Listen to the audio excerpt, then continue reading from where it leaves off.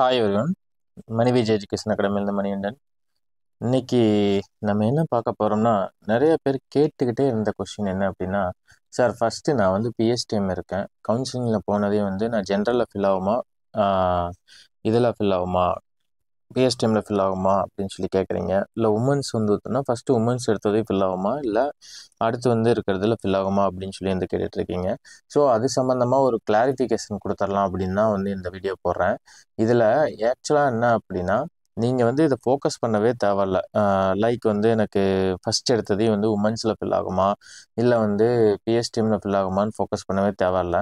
So கவுன்சிலிங்கில் நீங்கள் போயிட்டு என்னென்ன பண்ணணும் அப்படின்னு சொல்லிட்டு நான் உங்களுக்கு எக்ஸ்பிளைன் பண்ணிடுறேன். நீங்கள் ஃபர்ஸ்ட் ஆஃப் ஆல் வந்து நீங்கள் கவுன்சிலிங் உள்ளே போயிட்டீங்க அப்படின்னா உங்களுக்கு சர்டிஃபிகேட் வெரிஃபிகேஷன் நடக்கும். சர்டிஃபிகேட் வெரிஃபிகேஷன் நடந்ததுக்கப்புறம் உங்களுக்கு டேரெக்டாக கவுன்சிலிங் ஹாலில் போயிட்டு கவுன்சிலிங் ஹாலில் நீங்கள் அங்கே போயிட்டு போஸ்டிங் சொல்கிற மாதிரி இருக்கும். ஸோ இப்போ வந்து நம்மளுக்கு ஆன்லைனில் டிஜிட்டலில் போயிட்டுருக்குது, யூடியூப்பில் போயிட்டுருக்கு. ஸோ முதல்ல எல்லாம் வந்து பார்த்தோன்னா யூடியூப் லைவ் கிடையாது. இப்போ யூடியூப்பில் இருக்கங்காட்டி நீங்கள் உங்களுக்கு வந்து எந்தெந்த டிபார்ட்மெண்ட் வந்து அப்போ யூடியூப்பில் எந்த சேனலில் வரும்னு தெரியாதவங்களும் டிஎன்பிஎஸ்சி கவுன்சிலிங்னு போட்டிங்கனாவே இது டிஎன்பிஎஸ்சியோட அஃபீஷியல் யூடியூப் சேனல் வந்து டிஸ்பிளே ஆயிரும். ஸோ அதில் எவ்ரிடே கவுன்சிலிங் போக போக வந்து இங்கே லைவில் டெலிகாஸ்ட் ஆகிட்டே இருக்கும். ஓகேங்களா? அதனால இப்போ பிரச்சனை இல்லை. முதல்ல எந்த மாதிரி இருக்கும்னா, ஒரே ஒரு டிஸ்பிளே போர்டு இருக்கும். அந்த டிஸ்பிளே போர்டில் தான் நம்ம டிபார்ட்மெண்ட் வருதா என்னன்னு சொல்லிட்டு செக் பண்ணிட்டு இருக்கணும். அதில் வந்தால் தான் உண்டு, வரல அப்படின்னா ஒரு டைம் போயிடுச்சு அப்படின்னா வந்து பார்த்துட்டிங்கன்னா அடுத்த டைம் வர்றதுக்கு ஒரு 5 to 6 மினிட்ஸ் வந்து தான் ஆயிரும். ஸோ அதனால் நீங்கள் வந்து பார்க்க முடியாது. ஸோ இப்போ நீங்கள் கவுன்சிலிங்கை வந்து எல்லாருமே எப்படி புரிஞ்சிருக்கீங்கன்னு தெரியல. எனக்கு வர்ற மெசேஜ், எனக்கு வர்ற இதை கால்லாம் வச்சு நான் பார்க்குறப்போ, சார் எனக்கு வந்து இந்த மாதிரி இருக்குது, நான் வந்து இந்த போஸ்டிங்கில் நான் இது பண்ண முடியும், எனக்கு இந்த போஸ்டிங் கிடைக்குமா, பர்டிகுலராக இந்த லெவல் 12 போஸ்டிங் கிடைக்குமா கிடைக்காதா, இல்லை எனக்கு நான் ரெவன்யூ கிடைக்குமா கிடைக்காதா, ட்ரெஸரி கிடைக்குமா கிடைக்காதா, இந்த மாதிரி கொஸ்டின்ஸ் தான் எனக்கு வந்து மோஸ்ட்லி வருது. ஸோ இந்த கொஸ்டினுக்கு எல்லாத்துக்குமே நீங்கள் யார்கிட்ட கேட்டிங்கனாலும் உங்களுக்கு ஆன்சர் கிடைக்காது. உங்களுக்கு வந்து எஸ்ஐ கோஆபரேட்டிவ் கிடைக்குன்னு சொல்லலாம், கிடைக்காதுன்னு சொல்லலாம், எல்எஃப் கிடைக்குமா கிடைக்காதுன்னு சொல்லலாம். இது எல்லாமே வந்து பார்த்துட்டிங்கன்னா என்னென்னா அசம்ஷனில் மட்டும்தான் இருக்கும். நீங்கள் இதை எல்லாமே இது பண்ணணும், இது எல்லாத்தையும் டேக்கிள் பண்ணும் அப்படின்னா ஒரே ஒரு தான் கவுன்சிலிங்கை வந்து நீங்கள் எல்லாம் வேற மாதிரி பார்த்துட்ருக்கீங்க. கவுன்சிலிங் வந்து உங்களுக்கு தேவையானதை மட்டும்தான் நீங்கள் சூஸ் பண்ணுமே தவிர உங்கள் கையை தாண்டி இருக்கிறத நீங்கள் யோசிக்கவே கூடாது. ஃபார் எக்ஸாம்பிளுக்கு நான் என்ன சொல்ல வர்றேன் அப்படின்னா, இப்போ இந்த கவுன்சிலிங்கில் எடுத்துக்கிட்டீங்க அப்படின்னா நீங்கள் வந்து அந்த சைடு என்ன நடக்கும்னு நீங்கள் யோசிக்கவே தேவையில்ல. ஃபார் எக்ஸாம்பிள் எனக்கு நான் வந்து பிஎஸ்டிஎம்மில் ஃபில் ஆகுமா, உமன்ஸில் ஃபில் ஆகுமா, எந்த இதில் வரும், ஹரிசன்டல் ரிசர்வேஷன் என்ன, வெர்டிக்கல் ரிசர்வேஷன் இதை நீங்கள் கன்ஃபியூஸ் பண்ணிக்கவே தேவையில்ல. ஓகேங்களா? ஃபார் எக்ஸாம்பிள் உங்களோட ரேங்க் வந்து ஒரு ஒரு 100ல் இருக்குன்னு வச்சுக்குவோம். ஒரு 100 ரேங்க்ல இருக்கிறீங்கன்னு வச்சுக்குவோம்.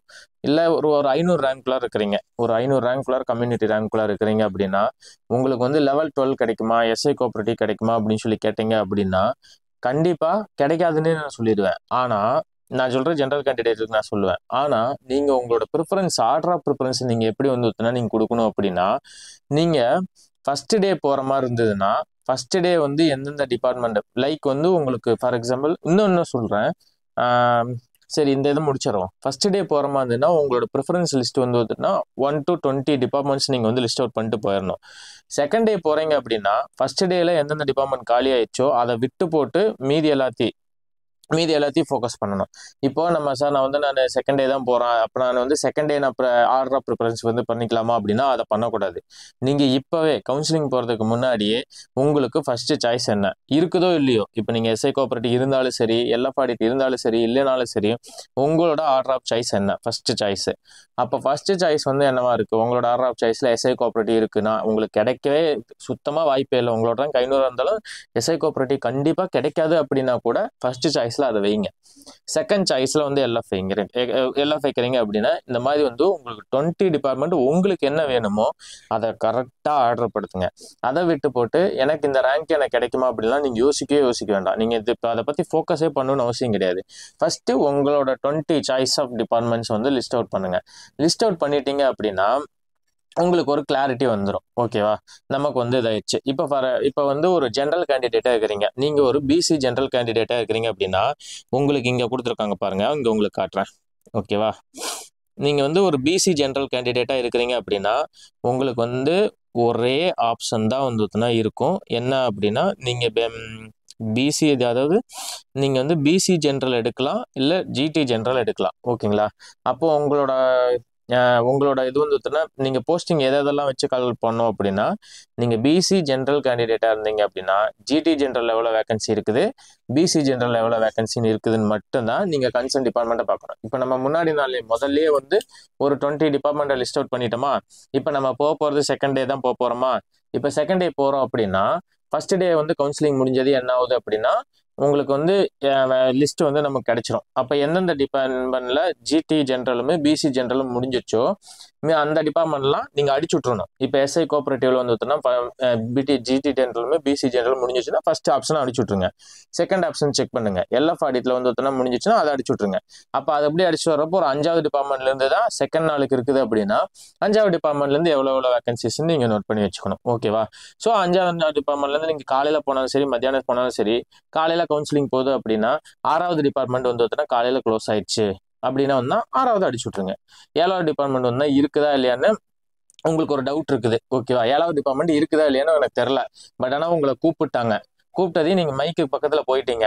உங்களுக்கு சார் எனக்கு தெரியல சார் இது இருக்குதா இல்லையாலாம் நீங்க சொல்லலாம் வேண்டாம். 7வது டிபார்ட்மெண்ட் இருக்குதா இல்லையானாலும் அதை சொல்லுங்க.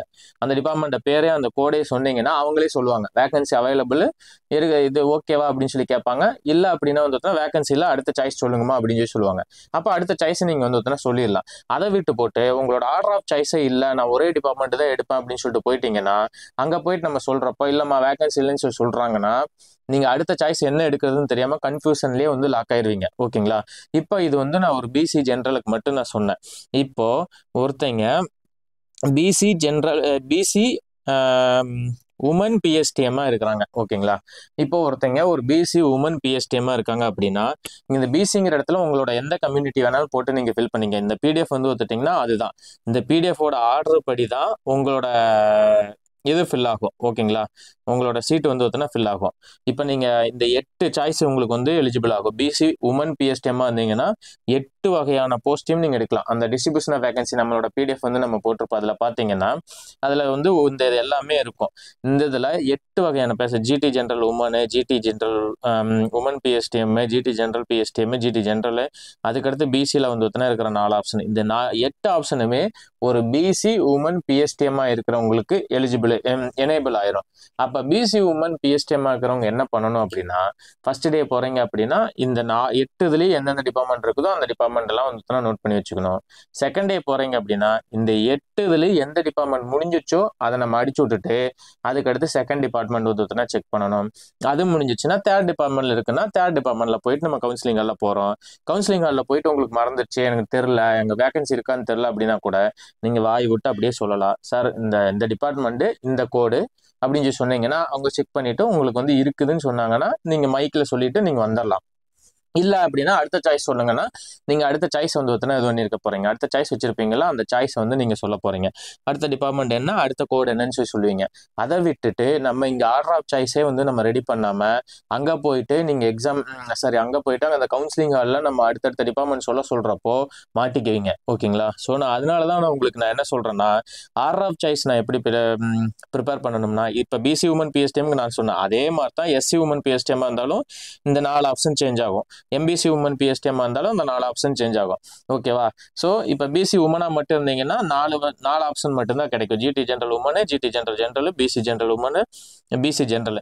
இப்போ நம்மளுக்கு போஸ்டிங் எப்படி நீங்க போயிட்டு இந்த 8 இதுலயும் வேகன்சி இருக்குது அப்படின்னு வச்சுங்களேன். நீங்க போய் ஒரு டிபார்ட்மெண்ட் சொல்றீங்கன்னு வச்சுங்க, அந்த டிபார்ட்மெண்ட்ல இந்த 8 இதுலயும் வேகன்சி இருக்கு, ஜிடி ஜென்ரல் உமன் பிஎஸ்டிஎம்ல எல்லாத்துலயுமே இருக்குது அப்படின்னா உங்களுக்கு நீங்க ஃபர்ஸ்ட் போய் சொன்னதையுமே போஸ்டிங் வந்து குறைக்கிறது வந்து ஜிடி உமனு பிஎஸ்டிஎம்ல தான் குறைப்பாங்க. ஓகேங்களா? இது ஹரிசாண்டல் ரிசர்வேஷன் காட்டி பெரிய இது பிஎஸ்டிஎம்ல தான் குறைப்பாங்க.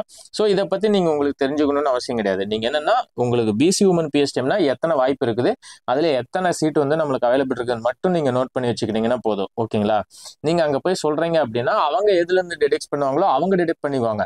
நீங்க போயிட்டு sir BC general women PSTM இது டிபார்ட்மெண்ட் பேர் கோடெல்லாம் சொல்லணும்னு அவசியமே கிடையாது.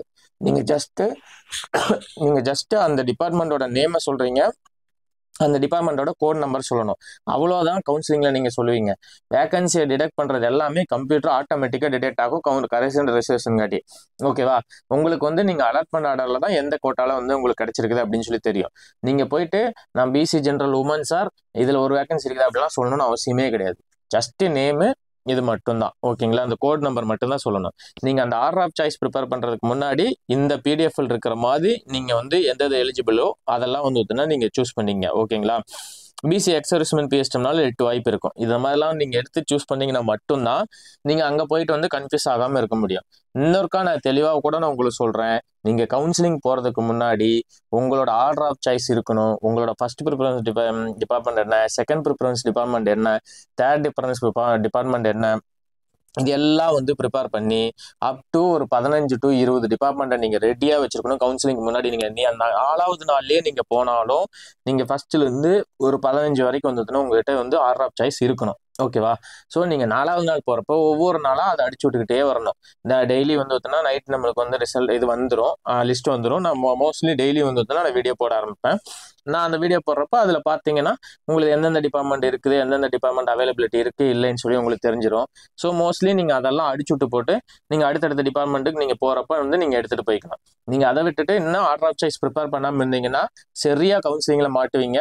நீங்கள் பிசியில் செலக்ட் ஆகிறீங்களா, ஜென்ரல் செலக்ட் ஆகிறீங்களா, உங்களுக்கு தேவையே இல்லை.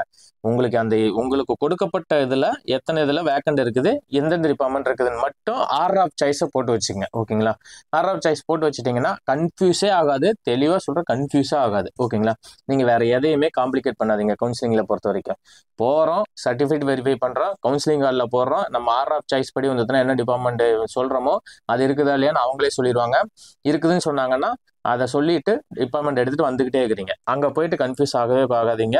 ஆனீங்கன்னா வந்து விட்டுட்டிங்கன்னா நீங்கள் கடைசி வரைக்கும் டெசிஷனே மேக் பண்ண முடியாது. ஸோ இதுதான் இந்த வீடியோவில் சொல்லணும்னு நான் நினச்சேன். அடுத்தடுத்த வீடியோவில் வந்து எந்த ரேங்க் வரைக்கும் கிடைக்கலாம் அப்படிங்கிறதெல்லாம் வந்து பார்த்தீங்கன்னா நம்ம கால்குலேட் பண்ணி சொல்கிறேன். எனக்கு அந்த கால்குலேஷன் ஒர்க் என்ன முடியல. ஸோ மோஸ்ட் ப்ராபபிளி வந்து பார்த்தீங்கன்னா அடுத்தடுத்த வீடியோவில் போட்டுடலாம். நீங்கள் ஸோ இது இல்லாமல் கவுன்சிலிங் சம்மந்தமாக ஏதாச்சும் டவுட் இருந்ததுன்னா சொல்லுங்கள். இந்த டவுட் உங்களுக்கு கிளாரிஃபை இருக்குன்னு நினைக்கிறேன். இந்த பிடிஎஃப் வேணால் நம்ம குரூப்பில் போட்டு விட்றேன். நீங்கள் இதை பார்த்துக்கிட்டு உங்களுக்கு எதாவது எலிஜிபிள் அப்படின்னு சொல்லிட்டு வந்து நீங்கள் முடிவு பண்ணீங்க. டெலகிராம் லிங்க் வந்து பார்த்தீங்கன்னா நம்ம டிஸ்கிரிப்ஷன்லையும் ஃபர்ஸ்ட் கமெண்ட்லையும் பின் பண்ணியிருப்பேன். வேணா வந்து அந்த டெலகிராம் லிங்க்ல ஜாயின் பண்ணிட்டு இந்த பிடிஎஃப் எடுத்துக்கங்க. ஓகேங்களா? So thank you so much. Next வீடியோவில் பார்க்கலாம். சப்ஸ்கிரைப் பண்ணிடுங்க, மறக்காமல் ஷேர் பண்ணிடுங்க, லைக் பண்ணிடுங்க.